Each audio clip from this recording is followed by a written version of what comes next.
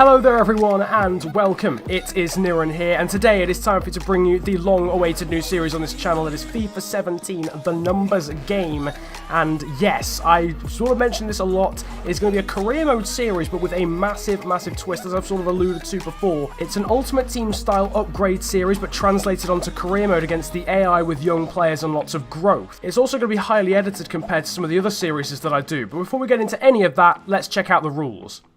So the difference between this series and any other career mode series is that I can't just buy players whenever I want to. I have to wait for certain things to happen. In this case, it is the match ratings that change whether I can buy a player. Hence, it's the numbers game. It's all about the numbers, the ratings the players get. So in this example, to get a player of +1 from what I have already, I have to get a match rating with that player of between 8.7 and 9.1. So for example, if I had a 75 overall player who gets an 8.8 rating, I'm then allowed to buy a player who's 1 overall better in the next transfer window. That is the equivalent of an in-form card. If they get a rating of a 9.2 to a 9.5, they get a man of the match card, which means I can upgrade their position by +2. And if they get above a 9.5, they get a team of the season card, which means I'm allowed to upgrade their position by +3 to another player who plays in that exact position who's 3 overall better. Now, training is banned in this series, but growth is still taken into account. So for example, if a 75 overall player gets an in-form, gets a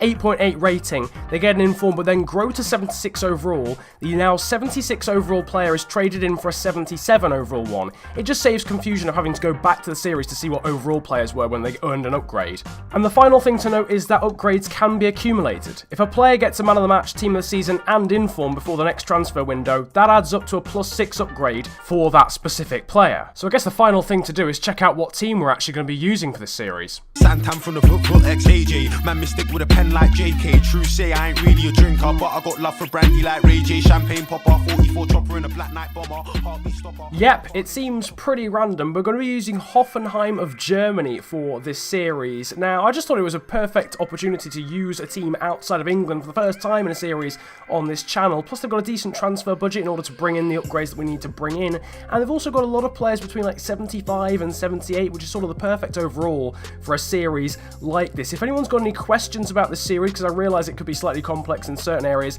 then drop it in the comments section. The main thing to note though is that the ratings influence the next player that I can get.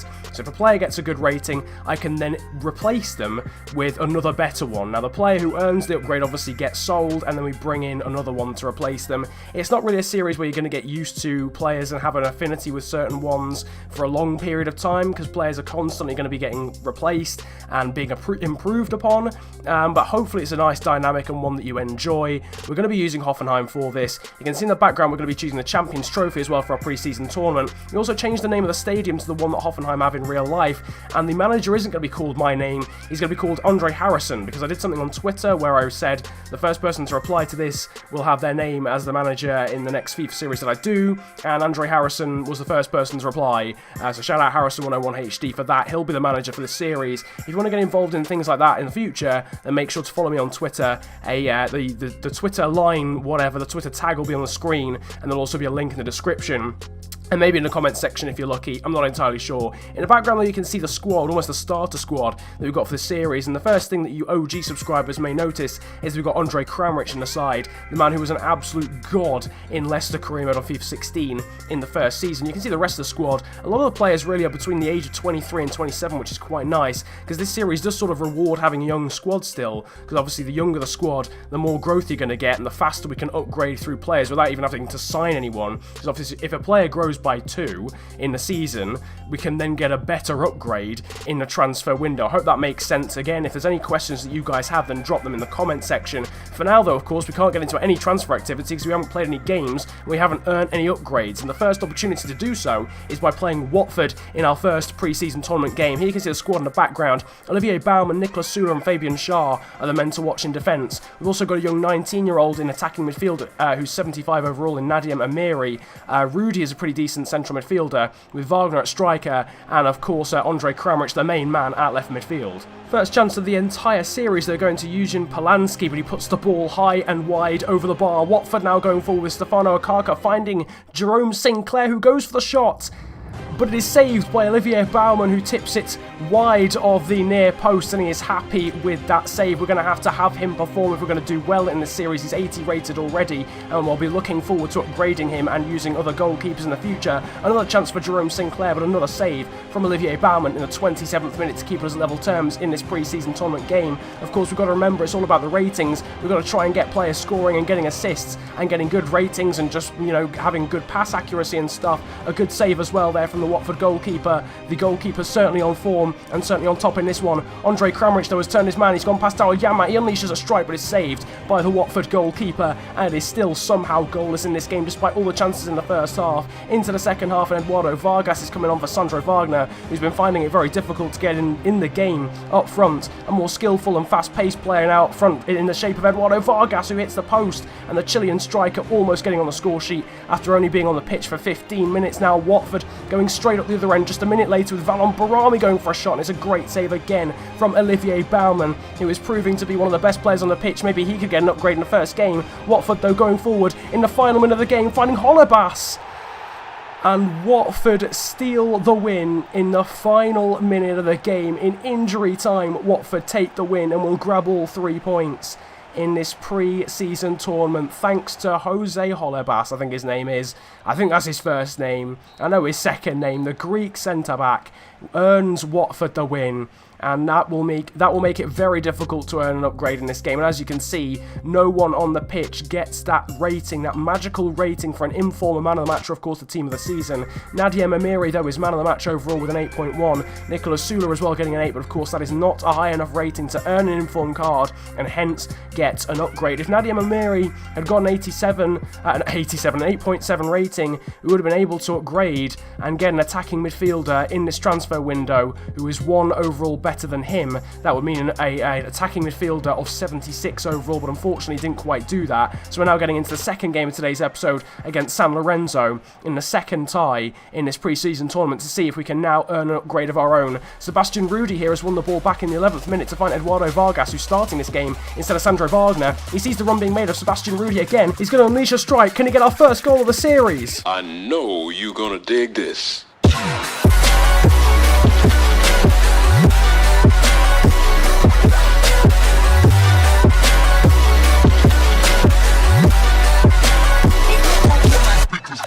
Sebastian Rudy has done it. The German central midfielder gives us the lead here against San Lorenzo and gets our first goal of this series in the 13th minute of this second pre-season tournament game. Eduardo Vargas, Perman Schwegler and Oot go over to celebrate with him, and we have taken a 1-0 lead. If there's any players you don't know, then make sure to check out their SoFIFA profiles. I'll leave the club SoFIFA profile in the description just in case you want to get to know these guys a little bit better. But one of them appears to have been brought down in the penalty area. It's Oot who's been brought down in the 18th minute, and this is our chance to double our lead. Andre Kramaric will step up and take the penalty kick. It is Navarro in the San Lorenzo net versus Andre Kramaric for this penalty kick.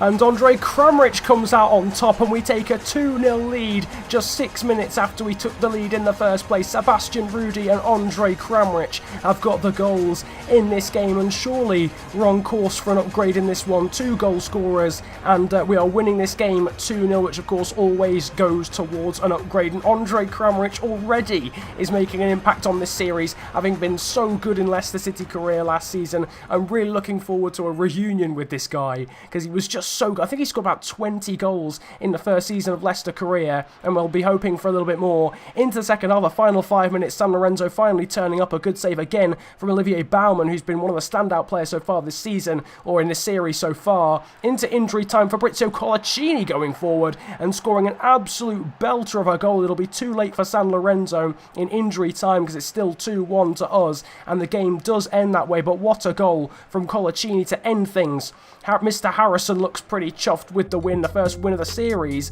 but it is not enough for an upgrade, and you can see that it is going to be quite tricky. They're not going to be falling from the sky like rain. This is actually quite difficult to earn these upgrades. Sebastian Rudy, despite scoring a goal, only getting an 8.3. Eduardo Vargas getting the same rating, and Oot as well getting an 8.1 after winning that penalty. So no upgrades once again for the squad. We're going to have to try and earn one by the end of the episode, but it's going to mean we're going to have to win a game unless we get a 3-3 and get a hat-trick with someone. 1, and the final chance in this episode to get that upgrade is against Atletico Nacional of Colombia in this final group stage match of the pre-season tournament. A ball being floated in here by Nacional, and it's their chance, with the first chance of the game, and a great save by Olivier Baumann from the corner, the resulting corner coming in again. A good save from Baumann. We're absolutely under the cosh in this one, and we're relying on our German goalkeeper to do the trick, and a third corner in a row causing difficulties, this time cleared off the line by Toljan, our left back. I'm not entirely sure, I think our left back.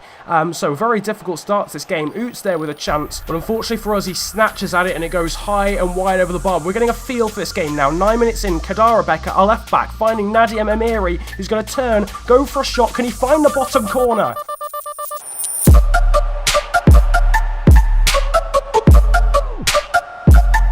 That is a beautiful finish from the wonder kid of this team, Nadiem Amiri, the 19-year-old. He's got great potential on this game. We may not see it from him in this squad because he'll probably get replaced at some point, especially with performances like this. But what a goal to give us the lead against Nacional just 9 minutes into the game. Nacional, though, starting to go forward in the 27th minute. A header by Skarbäck, our right back, who's done such a good job to get the assist for the first goal. Baumann and Skarbäck himself are bemused, and it's a header, it's an own goal, and that has gifted Nacional away into this game. I was trying to bring the goalkeeper out by holding Y, but it's just through-balled it backwards into our own net. Skarbäck not getting the lift on it to get it over the bar with the clearance. It's a beautiful finish, but in the wrong net, and it's now 1-1 into the second half. We're going to try and restore our lead. It's back to Amiri again, and Amiri has scored for a second time. He's got the goal, he's doubled his tally, he's doubled our tally, and we're back in the lead of this game, and surely that is going to be an upgrade for him. 2 goals in 1 game is surely enough to get above that 8.7 threshold. It's a good finish again from the youngster, the 19-year-old Nadiem Amiri. Looks like he's already one of the stars of this team, along with Kramaric and potentially Sebastian Rudy. I don't know, Baumann's been doing a very good job, and he's going to be called into action here, is he? Yes, he is, just getting his hand down, his left hand just low enough to tip the ball past the post. What an effort that was from Olivier Baumann. Decent effort as well from Nacional. We are still leading this game just about. Some good passing play here. Kramaric then finding Skarbäck, the man who scored the own goal. It goes back to Kramaric again. He's looking for his second goal in this series, but he puts the ball just wide. It doesn't matter though, we do still win the game 2-1, and that is enough to qualify for the next round as well of the pre-season tournament. But the main thing is enough to get us an upgrade. Yes, it is resoundingly. Nadiem Amiri gets a 9.4, just 0.2 off getting a team of the season in the first episode, which would have been mad. He does though earn that +2 upgrade, a man of the match card, which means we are allowed to buy an attacking mid of 77 overall, and on top of that, Eugene Polanski, I don't know how to pronounce that, someone let me know in the comment section, but Polanski getting that upgrade. He's 78 overall at the moment, which means we can now buy a centre mid as well, who's 79. So if you know any players that fit that category, a 77 overall attacking mid or a 79 overall central midfielder, then drop that in the comment section. It can be a CDM or just a simple CM, as long as it's not an attacking mid, or it can be an attacking mid, I guess, but I'll have to play them in that slightly holding position. And you can see in the background, this is just an overview of the upgrades that we've earned, and these will be refreshed once we actually use those upgrades. So if we did buy an attacking mid next episode, then that would restore back to 0 again, because we haven't earned an upgrade with that player. Again, if you've got any questions about this series, because I may not have explained it very well, drop it in the comment section, but there'll be a poll on the top right of the screen where you guys can decide whether you want me to start upgrading players in this transfer window, or if you want me to leave it till January to start upgrading players. If you want to get to know some of the players here, perhaps, because I know I've sort of gone a little bit of a whistle-stop tour of the players in this squad, maybe you don't know them very well. The only reason I didn't introduce them very well is because they're probably going to be getting replaced, a lot of them, throughout the course of the season. You know, once they earn upgrades, the new players will come in, and it won't really matter too much. But if we do want to, see an in-detail